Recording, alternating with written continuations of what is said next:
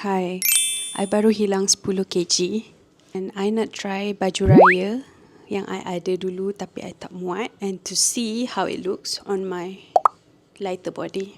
So this is the baju raya I beli daripada Pop Look masa COVID, and that I believe that was the last time I pakai baju ni sebab I tak muat after that. I'm very nervous sebab I tak muat dia punya skirt. So jom try. You guys, look at this. I can fit the kain. I'm gonna show you how it looks. Okay, this is the kain. I can fit it. Nampak tu dia longgar. Dulu I tak boleh nak zip dekat sini sebab dia sangat-sangat ketat. I have pear-shaped body. On the other side pun dah loose. Okay, let's do the baju pula.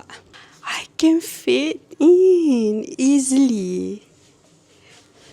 Tengok ni. I'm glad I tak donate baju ni because I really like the peplum shape, because my body is pear shaped tau. Walaupun peplum dah tak trending, but I really love how peplum looks on my body. Cuma at that time I tak boleh nak pakai because I gain weight. The only problem is I lupa tali ni ikat dekat belakang ke dekat depan. But I'm pretty sure ikat dekat depan. So let's try. I'm pretty sure I ikat dekat depan. Okay. Terlalu ketat. Baju ni dah lama sangat. I remember I was pregnant with my second child and she is now 6. Okay, I believe this is how it looks. It is so nice.